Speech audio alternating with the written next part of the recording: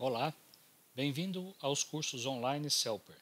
Meu nome é Imar Lopes, instrutor do curso de Introdução ao Geoprocessamento com TerraView 5 ou QGIS 3.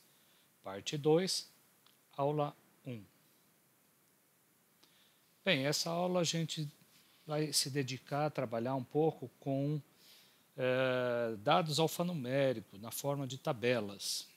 Tabelas que podem vir de um arquivo CSV, arquivo texto, podem vir de uma planilha do Excel, e existem vários órgãos, várias instituições no Brasil que distribuem informações tabulares nesses formatos, ou de planilha ou de arquivo texto. E como fazer uso desses arquivos em um sistema de geoprocessamento. Então, esse é o objetivo dessa aula. Bom, inicialmente, eu coloco como uma dica inicial aqui, para quem vai começar a trabalhar com esses arquivos, no que diz respeito aos dados numéricos. Por default, quando você instala o Windows no seu computador, o caractere, que é o símbolo decimal para separação de casas decimais ali de qualquer número, ele utiliza a vírgula como separador. Mas internamente, todos os sistemas, o banco de dados Postgres, utiliza como separador decimal um ponto. Então, para que você evite ter problemas de conversão de vírgula para ponto ou esquecer desse detalhe, eu utilizo no meu computador, sempre eu deixo apesar de eu estar com o idioma em português no Windows, eu configuro o meu Windows para que o caractere separador decimal seja um ponto e não uma vírgula. Então, para fazer essa alteração, que é importante aqui para o SIGs e também para o sistema gerenciador de banco de dados, basta você ir em painel de controle do teu Windows, relógio, região, depois região novamente, e aqui em configurações adicionais. E aí ali em números, você tem aqui símbolo decimal, o default vai estar vírgula, você vem aqui, clica e escolhe ponto.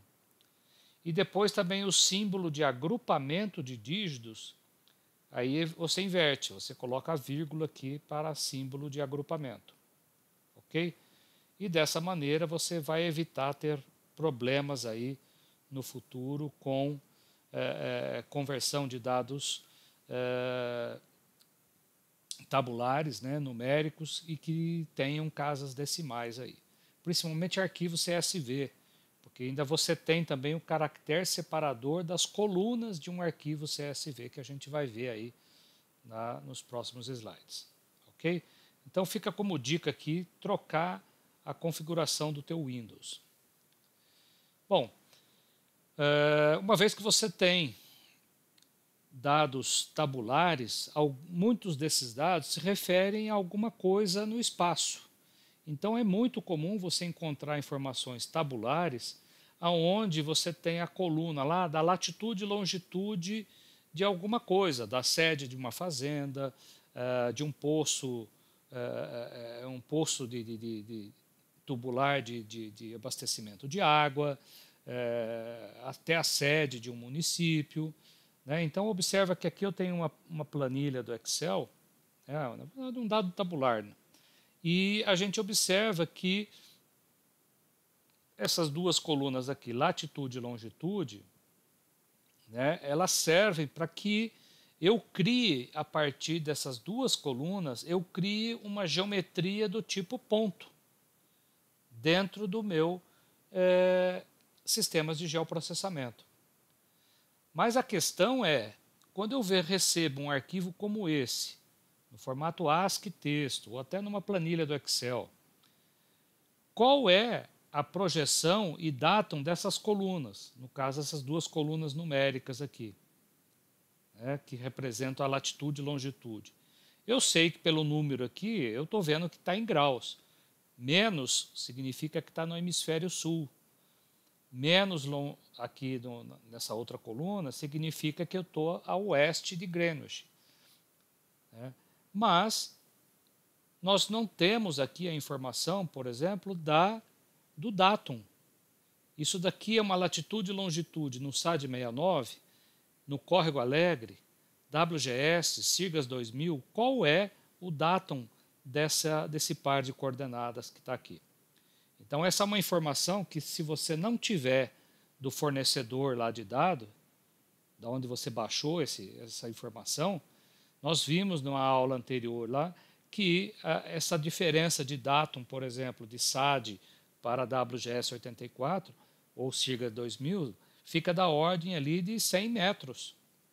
Então, e pode ser que na sua escala de trabalho, 100 metros no erro ali de posicionamento desses pontos, você vai ter problemas aí para estar cruzando esse dado com outras camadas no teu SIG.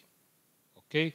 Então, ao receber, né, qualquer arquivo tabular em que você tenha latitude e longitude e que pretende utilizar essa latitude e longitude para criar uma geometria, como está aqui, ó, eu criei um mapinha de pontos a partir dessas duas colunas e o restante das informações entrou ali como um dado alfanumérico desse mapinha. Tá? Então você vai ter que questionar a origem, o fornecedor, a pessoa que te deu, que passou para você esse arquivo tabular. Como criar camada de dados não espaciais? Esse é um outro tipo de dado que você pode ter no teu SIG, em que a informação não tem aqui latitude e longitude. Então você observa aqui que eu só tenho a sigla, tenho um código do IBGE aqui, que corresponde àqueles 7 dígitos numéricos de qualquer município do Brasil, tem o nome do município e depois tem aqui a produção de arroz, de cana e de mandioca. Esse é um dado que eu obtive no site do IPEA, né? E é um dado somente tabular.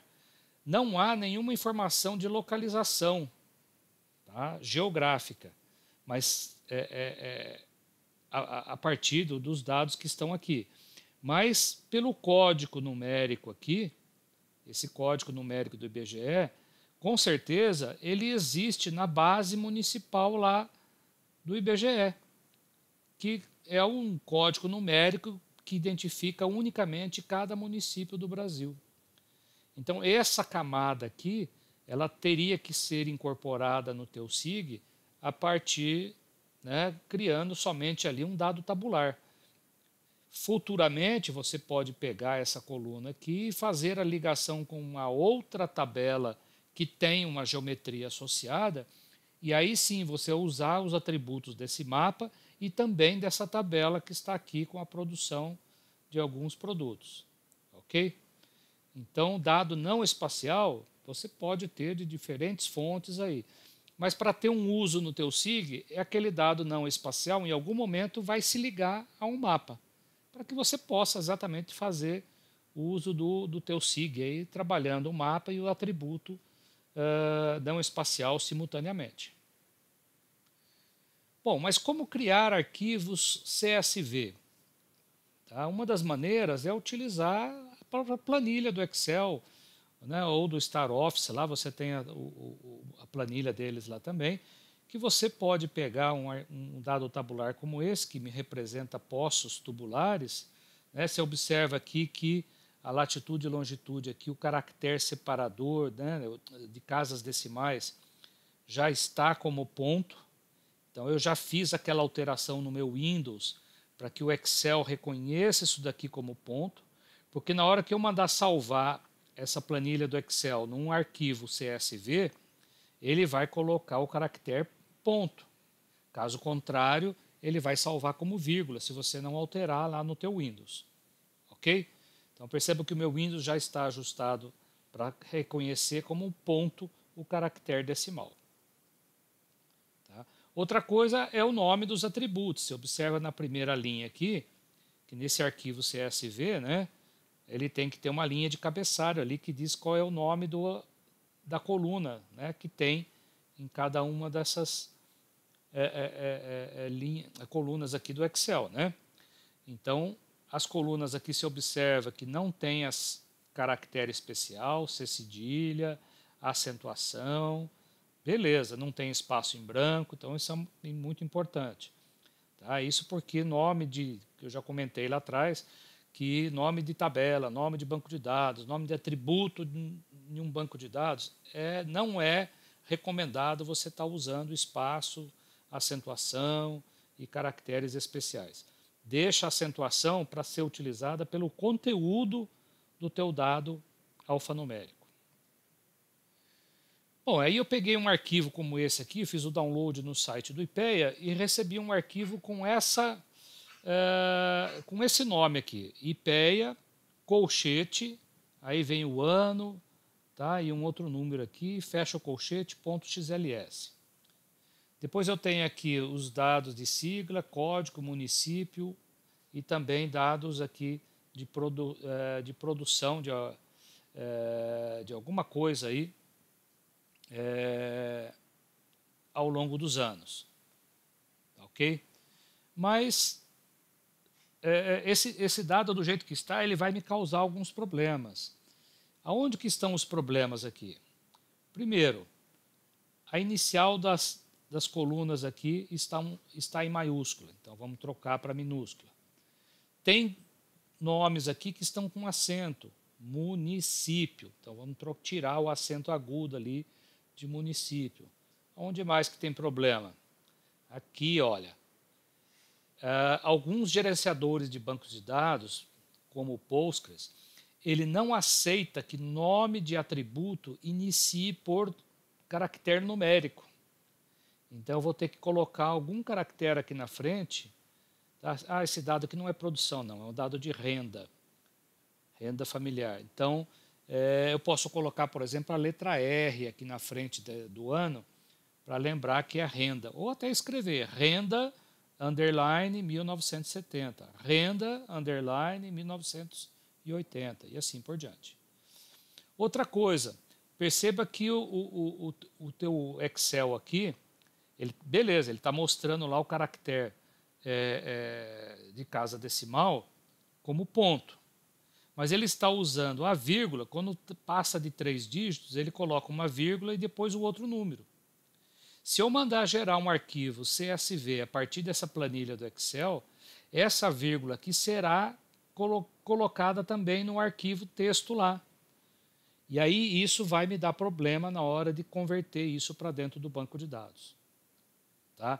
Então, nesse caso aqui, você lá no Excel, em vez de trabalhar como provavelmente a coluna aqui no Excel, ela deve estar como um tipo numérico.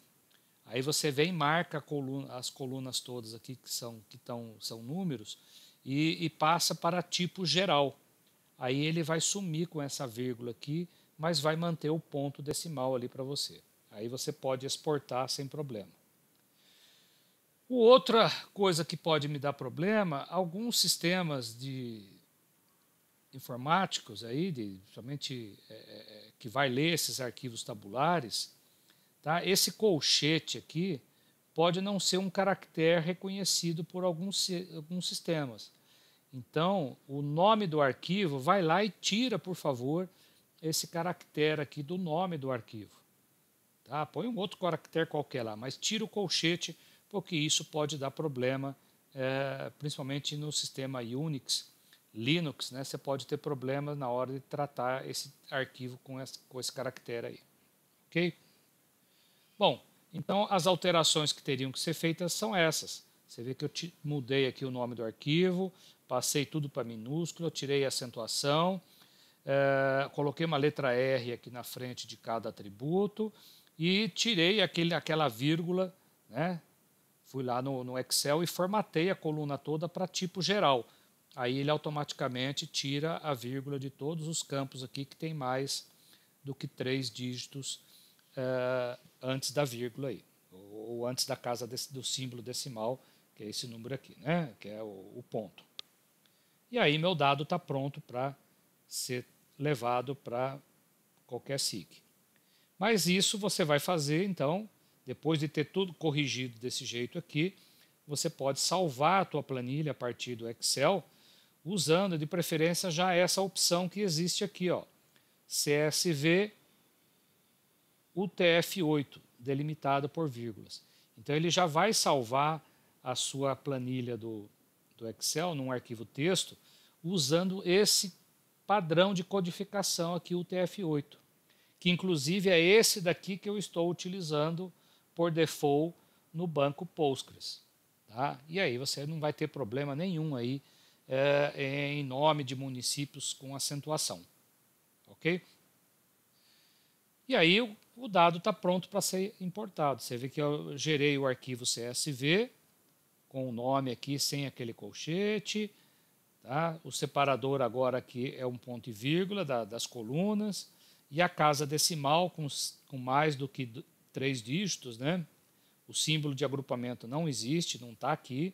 Mas tem o ponto para colocar as casas decimais. Ok? Aí o dado está pronto para ser trabalhado. Quem for utilizar o aplicativo Notepad++, ele tem, né, às vezes, pode acontecer às vezes do seu arquivo CSV não estar na codificação correta. Então você pode abrir aqui no bloco de notas e usar essa opção aqui, ó, converter para UTF-8. Então você pode abrir no bloco de notas, converter para UTF-8 e salvar novamente o arquivo. Né? Então observa que você tem essa opção aqui no menu aqui de formatar. Então, e observa lá que o ponto, né, é o separador decimal aqui no caso dessa latitude e longitude aqui. Né? Outro formato também muito utilizado no SIGS são arquivos com a extensão DBF, que é o próprio formato da tabela associada a um mapa do tipo shapefile. Né? Lembra que a gente falou que o shapefile ele tem o SHP, o DBF e o SHX? Então, o DBF é só a parte da tabela. Ela vem lá desde o DBase 2, desde 1980. Tá? Você tinha os sistemas que criava arquivo ou manipulava dados tabulares no formato DBF.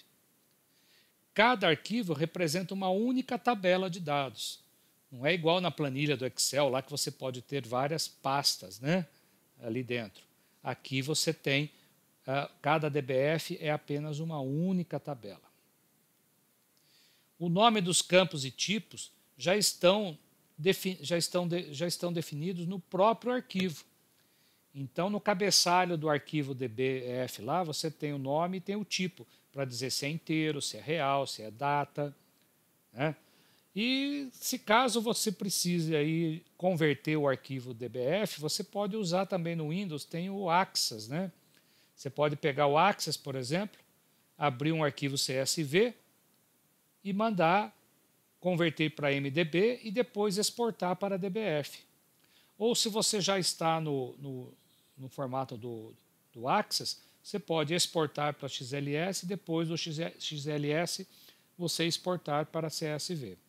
Então, algumas dicas aí de conversão para poder você ter sempre um arquivo que você possa estar importando para dentro do SIG, que normalmente é no formato DBF ou no formato CSV.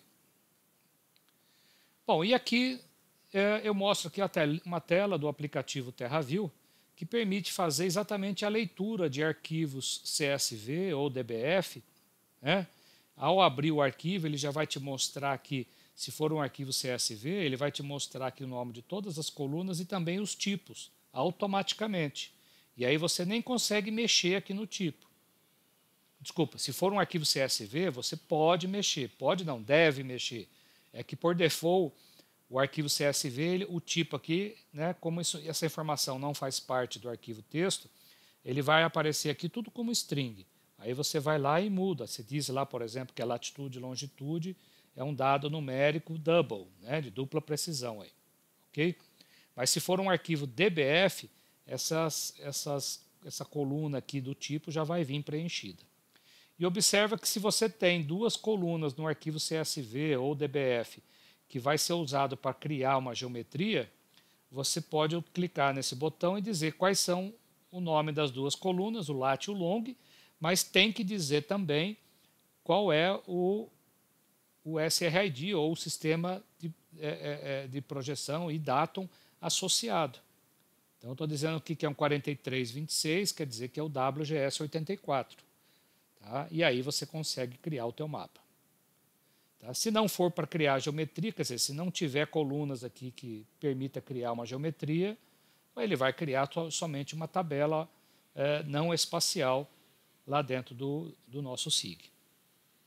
E quem for utilizar o aplicativo QGIS, também tem lá nas ferramentas ali de acesso a dados o texto delimitado. E aí você pode pegar um TXT, CSV, DAT, WKT, né?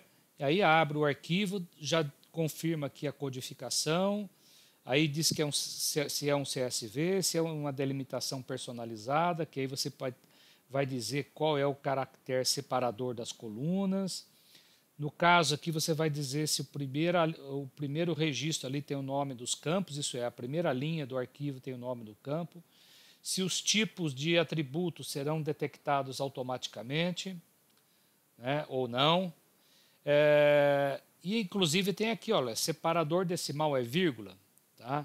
No caso do QGIS, você tem essa possibilidade ainda. Né? Se você não configurou o teu Windows para usar como ponto decimal, você deixou como vírgula, então você tem que lembrar de clicar aqui, senão vai dar uma mensagem de erro na hora de importar o teu dado.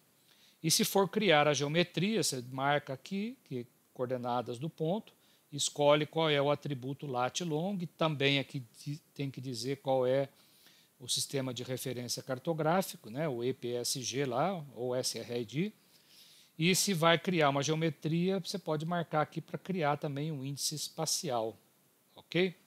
Ele até mostra aqui um preview do teu dado antes de importar, e aí você joga para dentro do SIG.